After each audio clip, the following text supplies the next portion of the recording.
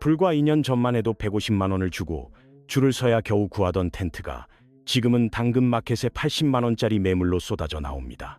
원가에서 반토막 넘게 가격을 후려쳤는데도 정작 사겠다는 사람은 없고 간보는 연락만 오고 있습니다. 골프채 풀세트가 100만 원, 고급 로드바이크가 120만 원입니다. 신품 살 때 가격의 절반도 안 되는 헐값이지만 채팅창은 며칠째 조용하기만 합니다. 코로나 특수를 타고 5조 7천억 원 규모까지 폭발적으로 성장했던 캠핑용품 시장. 하지만 지금 중고 거래판은 서로 물건을 못 팔아서 안달난 처절한 투매 현장이 되어버렸습니다. 자전거 기업 알토는 매출이 29%나 곤두박질치며 42억 원의 적자를 기록했고 40년 전통을 자랑하던 낚시용품점마저 폐업 현수막을 내걸었습니다. 대한민국 중산층의 주말을 책임지던 취미 생활이 도미노처럼 무너져 내리고 있는 겁니다. 도대체 왜 이런 사태가 벌어진 걸까요? 가장 먼저 골프를 들여다봐야 합니다. 이건 단순히 비용이 비싸서 망하는 차원이 아닙니다. 한국 골프 산업을 지탱하던 기형적인 생태계 자체가 박살이 났기 때문입니다. 서울 인근의 한 골프장 대표는 올해가 생사를 가를 고비라고 털어놓더군요. 한창 때는 그린피가 30만 원까지 치솟아도 예약 전쟁이었는데 지금은 20만 원으로 낮춰도 손님 그림자 보기가 힘들다는 겁니다. 주말 피크 타임에도 주차장이 텅텅 비어 반도 안 찬다고 합니다. 2025년 기준 골프 인구는 약 470만 명으로 집계되는데 최근 2년 사이 그 숫자가 야금야금 줄어들고 있는 추세입니다. 코로나 시기에 너도 나도 골프채를 잡았던 그 뜨거운 열풍이 살인적인 고비용 구조와 트렌드의 변화 앞에서 차갑게 식어버린 것이죠. 하지만 진짜 뇌관은 따로 있습니다. 애초에 한국 골프는 법인카드라는 산소호흡기로 연명해온 산업이거든요. 접대비 명목으로 회사 돈을 펑펑 쓰니 가격이 비싸든 말든 아무도 신경 쓰지 않았던 겁니다. 비즈니스를 성사시키려면 접근성 좋은 골프장으로 모시는 게 필수였고 그러니 돈을 아낄 이유가 없었죠. 업계에서는 법인 무기명 회원만 꽉 잡고 있으면 부르는 게 값이라는 배짱 영업이 통했습니다. 한골프 해설위원의 분석이 아주 적나라합니다. 홀 하나 돌 때마다 10,000원씩 낸다고 생각해보세요. 18홀을 돌면 그린피만 벌써 18만 원이 깨집니다. 여기에 카트비 3만 원, 캐디피 4만 원을 얹으면 25만 원이 훌쩍 넘죠. 끝나고 밥까지 한 끼 먹으면 하루에 30만 원이 순식간에 증발하는 겁니다. 그런데 이 견고하던 거품 구조가 최근 와르르 무너져 내렸습니다. 대기업들이 골프 금지령을 내리면서 판도가 완전히 뒤집힌 겁니다. 법인카드로 필드를 누비던 큰 손들이 사라지자 골프장들은 하루아침에 핵심 고객층을 잃고 멘붕에 빠졌습니다. 여기에 결정적인 한 방이 더 터졌습니다. 바로 베이비 부머 세대의 대규모 은퇴러시입니다. 1955년생부터 1963년생까지 한국 경제의 황금기를 이끌었던 740만 명이 2010년대부터 줄줄이 짐을 싸서 회사를 떠났습니다. 사실 이분들이야말로 한국 골프 산업을 먹여 살린 진짜 주인공들이었거든요. 평일 오전 10시쯤 골프장에 가보면 금방 알 수 있습니다. 필드를 채우고 있는 건 60대 중반에서 70대 초반 남성들이 대부분이니까요.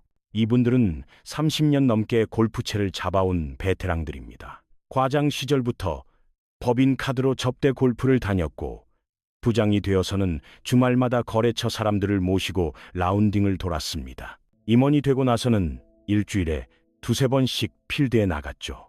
어차피 회사 돈으로 즐기는 골프였으니까요. 그들에게 골프는 단순한 취미 생활 그 이상이었습니다. 그것은 비즈니스였고 인맥 관리였으며 자신의 위치를 증명하는 수단이었습니다. 이번 주 금요일에 공 한번 치러 가시죠. 이 한마디면 꽉 막혔던 거래처 관계가 술술 풀렸고 주말 라운딩 약속은 승진의 지름길이었습니다. 그렇게 30년을 살았는데 은퇴와 동시에 상황이 180도 달라진 겁니다. 이제는 모든 비용을 내 주머니에서 꺼내야 하는 현실이 닥친 거죠. 여기서 중요한 건 단순히 월급이 끊겼다는 게 아닙니다. 부동산 경기가 꺾이고 자산 가치가 떨어지니 가장 먼저 품위 유지비부터 칼질을 시작한 겁니다. 골프나 스키 같은 고급 취미부터 정리하는 거죠. 이건 중산층의 심리적 저지선이 무너졌다는 명확한 신호입니다. 작년에 은퇴한 김 선생님의 사례를 보면 이 잔혹한 현실이 피부로 와닿습니다. 현직에 있을 때는 한 달에 8번씩 필드에 나갔습니다. 법인 카드가 있으니 비용 걱정은 해본 적도 없었죠. 그런데 은퇴 후 첫 달에 예전처럼 4번 정도 나갔다가 통장을 보고 기겁을 했습니다. 순식간에 120만 원이 빠져나간 겁니다. 퇴직금 받아서 좀 여유가 있겠거니 생각했는데 이대로 가다가는 노후 자금이 금방 바닥나겠다는 공포가 밀려온 거죠. 은퇴 후에 성적표는 냉혹합니다. 국민연금이라고 해봤자 월 100만 원에서 150만 원 수준이고 개인연금을 영혼까지 끌어모아도 한 달 수입이 200만 원에서 250만 원 남짓입니다. 그런데 골프를 월 4회만 쳐도 100만 원이 증발합니다. 한 달 생활비의 절반을 잔디밭에 뿌리는 꼴이 되는 겁니다. 아파트 관리비에 통신비, 식비, 병원비까지 따져보면 도저히 감당할 수 없는 견적이 나오죠. 또 다른 퇴직자분은 이렇게 한탄하더군요. 회사 다닐 땐 한 달에 2~3번은 기본으로 쳤습니다. 자주 치는 편도 아니었지만 그게 유일한 낙이었어요. 친구들 만나서 수다 떨고 운동도 하고. 그런데 은퇴하고 나니까 그것조차 감히 넘볼 수 없는 사치가 돼버렸습니다. 한 번 나갈 때마다 30만 원씩 깨지는데 무슨 수로 칩니까? 회사 돈으로 누리던 호사가 끝나고 내 지갑을 열어보니 골프는 더 이상 취미가 아니라 무거운 짐덩어리가 되어버린 겁니다. 결국 수백만 원짜리 골프채 세트는 창고 구석에 처박히고 골프화엔 먼지만 쌓여가고 골프웨어는 옷장 깊숙이 봉인되어 버립니다. 중고로 팔려고 내놔봤자 거들떠보는 사람도 없습니다. 다들 똑같은 처지의 은퇴자들이 물건을 쏟아내니 시장은 이미 포화 상태거든요. 한 골프장 사장님은 씁쓸하게 말합니다.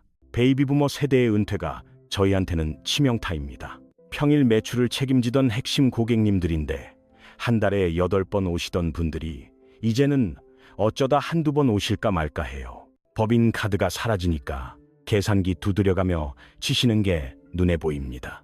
더 뼈 아픈 건 이분들이 자식 세대인 2030에게 골프라는 문화를 물려주지 못했다는 사실입니다. 예전 같았으면 아버지가 아들 손잡고 골프장 데려가서 이게 남자 인생이야, 골프를 배워둬야 나중에 사회생활할 때 대접받는다라며 가르쳤을 겁니다. 하지만 지금 2030 세대한테 그런 꼰대 같은 소리는 씨알도 안 먹힙니다. 아빠, 그 돈이면 동남아 여행을 다녀오지 왜 공치는데 돈을 버려요? 이런 반응이 태반이거든요.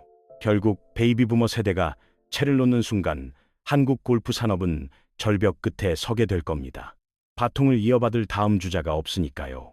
두 번째는 캠핑입니다. 이건 한국 자영업 특유의 냄비 근성이 빚어낸 전형적인 실패 사례입니다. 캠핑 시장은 2019년 3조 7천억 원에서 2023년 5조 7천억 원으로 덩치를 키웠습니다. 캠핑장 매출도 1조 5천억 원까지 수직 상승했죠. 숫자만 놓고 보면 이보다 더 좋은 대박 사업이 없어 보입니다. 하지만 치명적인 함정이 숨어 있었습니다. 새로운 캠핑족의 유입이 끊기면서 1인당 지출액이 곤두박질 친 겁니다. 5년 전에는 한 사람이 1년에 150만 원씩 장비에 쏟아부었는데 2023년에는 100만 원 수준으로 쪼그라들었습니다. 이미 캠핑을 하던 사람들은 장비를 다 갖췄으니 지갑을 닫았고 새로 시작하려는 사람은 눈 씻고 찾아봐도 없는 상황이 된 거죠. 여기서 캠핑장 사장님들이 돌이킬 수 없는 악수를 둡니다. 바로 배짱 장사를 시작한 겁니다. 오토 캠핑장 기준으로 불과 몇 년 전까지 3만 원, 4만 원 하던 자리세를 5만 원에서 7만 원까지 슬그머니 올렸습니다. 더 기가 막힌 건 상당수 캠핑장이 박예약은 아예 안 받고 무조건 2박부터 받기 시작했다는 겁니다. 카드 결제는 기계 고장 핑계대며 거부하고 현금이나 계좌 이체만 강요하는 곳도 부지기수였죠. 소비자원 조사를 까보니 울며 겨자 먹기로 2박을 예약해야 했던 소비자가 무려 42%에 달했습니다. 직장인들이 1박 시간 내기도 빠듯한데 강제로 이틀 치요금을 내라며 횡포를 부린 겁니다. 물론 사장님들은 항변할 겁니다. 내 땅에서 내 맘대로 장사하는데 뭐가 문제냐? 틀린 말은 아닙니다. 하지만 거품이 터지는 건 정말 한순간입니다. 우리나라 자영업의 고질병을 보면 답이 나옵니다. 뭐 하나 뜬다 싶으면 앞뒤 안 가리고 우르르 몰려드는 그 습성 말이죠. 최근 폐교를 개조한 대규모 캠핑장들이 줄줄이 매물로 나온 게 그 증거입니다. 주말 딱 이틀만 문 열어도 월 1,500만 원을 챙겨간다? 이 달콤한 유혹에 대한민국 자영업 시장이 들썩였죠. 전국의 캠핑장 숫자만 무려 3,700개를 돌파했습니다. 단군 이래 가장 많은 숫자입니다. 하지만 진짜 비극은 지금부터예요. 남들이 대박이다 외치며 우르르 몰려갈 때 정작 거기서 돈 쥔 사람은 아무도 없다는 불편한 진실 때문입니다. 이 판에서 웃은 사람은 딱 하나, 캠핑장 권리금 받고 팔아치운 사람뿐이죠. 우리보다 먼저 캠핑 광풍이 불었던 일본을 볼까요? 스노우피크라는 전설적인 브랜드 다들 아실 겁니다. 일본 증시를 호령하며 시가총액 4,500억 원을 자랑하던 거인이었는데 지금 순이익이 어떻게 됐는지 아세요? 무려 99.9%가 증발했습니다. 수백억 원을 쓸어 담던 회사가 영업이익 1,000만 원짜리 구멍가게 수준으로 전락한 겁니다. 일본의 캠핑 거품이 1년 반 만에 거짓말처럼 터져버렸기 때문이죠. 캠핑족들이 썰물처럼 빠져나가자 중고 매장은 쏟아져 나온 장비들로 창고가 터져나갈 지경이고 영끌에서 산 깎고 캠핑장 차린 사장님들은 피가 마르는 상황이 왔습니다. 지금 한국이 딱 이 꼴입니다. 2년 전만 해도 150만 원 주고도 못 구해서 난리였던 텐트가 지금 중고 장터에 80만 원에 올라옵니다. 반값 세일을 해도 더 깎아주세요. 라는 간보는 연락만 올 뿐 사가는 사람이 없습니다. 배짱 장사와 공급 과잉, 이게 캠핑 시장 몰락의 첫 번째 트리거였습니다. 다음 타자는 스키장입니다. 여기는 기후 재앙과 인력난이라는 쌍둥이 악재가 덮쳤어요. 3인 가족이 3박 4일 스키 여행 한 번 떠나면 대략 170만 원이 깨집니다. 직장인 한 달 월급이 눈밭 위에서 순식간에 녹아 없어지는 셈이죠. 비싼 돈 내고 갔는데 더 황당한 건 손님을 맞아야 할 직원들이 먼저 탈출했다는 사실입니다. 지난 겨울 스키장 다녀오신 분들은 뭔가 이상한 낌새를 채셨을 거예요. 리프트는 서 있고 안전요원은 코빼기도 안 보이고 한창 점심 장사할 시간에 식당 문은 굳게 닫혀 있었죠. 전국의 스키장들이 약속이나 한 듯 마비된 겁니다. 일할 사람이 씨가 말랐으니까요. 현장 직원들 이야기를 들어보면 기가 찹니다. 영하 10도의 칼바람 맞으며 하루 종일 서 있는데 고작 최저 시급 준다면 여러분 같으면 하시겠습니까? 아이러니한 건 2022년에서 2023년 시즌 스키장을 찾은 손님은 오히려 늘었다는 겁니다. 적게는 20%에서 많게는 49%까지 방문객이 급증했어요. 코로나 감옥에서 풀려난 사람들이 스키장으로 몰린 건데 왜 스키장은 망해갈까요? 범인은 바로 사람을 못 구해서 생긴 운영비 폭탄, 그리고 날씨입니다. 적자가 쌓이니 스키장 주인들은 인건비부터 난도질했습니다. 정직원 자리는 계약직으로, 계약직은 다시 하루살이 단기 알바로 채워 넣었죠. 베테랑들이 떠난 자리를 리프트나 슬로프 관리 경험이라곤 전혀 없는 초보 알바생들이 메웠습니다. 서비스 퀄리티가 바닥을 치는 건 예고된 참사였죠. 지옥의 굴레가 시작된 겁니다. 직원이 없으니 서비스가 개판이고 손님들은 화가 나서 다시는 안 오고 매출이 줄으니 인건비를 더 깎는 악순환의 고리죠. 그런데 스키장 숨통을 끊어놓는 결정적인 저승사자가 하나 더 있습니다. 바로 기후위기입니다. 한국 스키장 리프트권이 왜 이렇게 비싼지 아십니까? 한국 겨울의 민낯을 보면 답이 나옵니다. 스키장은 높은 산, 영하의 날씨, 풍부한 눈이 필수인데 한국은 이 세 가지가 다 없는 나라거든요. 국립기상과학원 데이터를 보면 충격적입니다. 지난 100년 사이 한반도의 겨울 길이가 18일이나 줄어들었어요. 일본 심카이도는 하늘에서 공짜 눈이 펑펑 쏟아지지만 한국은 강원도 깊은 산골조차 거의 100% 기계로 눈을 만들어 뿌려야 합니다. 이 인공눈 제설 작업이 돈을 태우는 용광로예요. 대형 제설기 한 대를 하루만 돌려도 일반 가정집 10가구가 쓸 전기를 한 방에 집어삼킵니다. 엎친 데 덮친 격으로 한전이 2022년부터 전기 요금을 줄줄이 인상했죠. 산업용 전기가 2년 만에 40%나 뛰었습니다. 날씨까지 따뜻해지니 눈을 유지하려면 제설기를 더 미친 듯이 돌려야 합니다. 10년 전엔 밤에만 살짝 돌려도 됐던 기계들을 이젠 새벽부터 오전 내내 심할 땐 대낮까지 풀가동해야 버티는 실정입니다. 스키장 한 곳이 한 시즌 버티는데 전기세만 수십억 원이 나갑니다.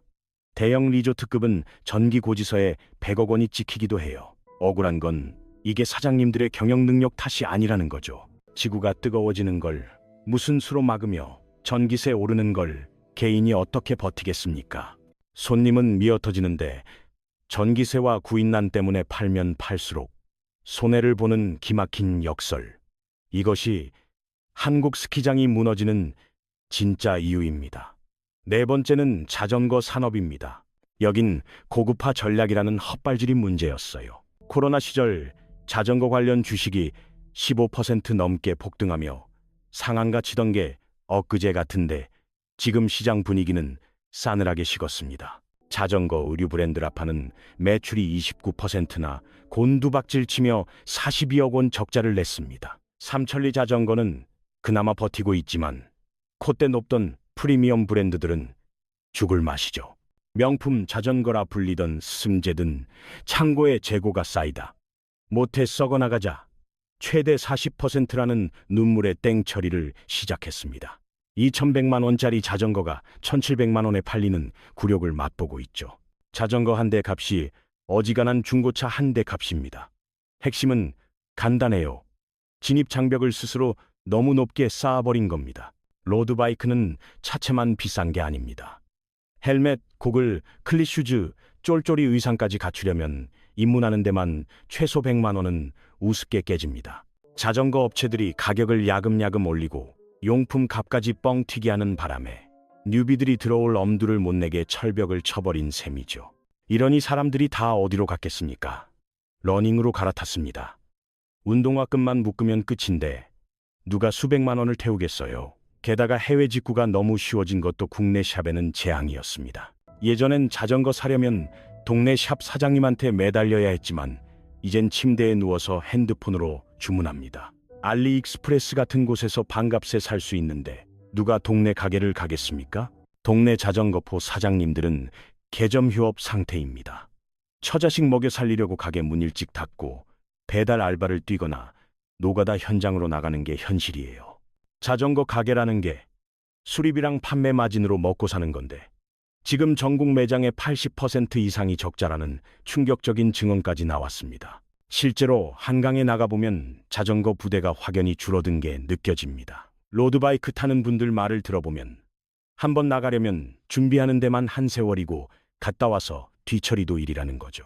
그러니 이어폰 꽂고 한강변 뛰는 게 세상 편하고 운동 효과도 좋으니 자전거를 베란다에 처박아두고 이탈하는 겁니다.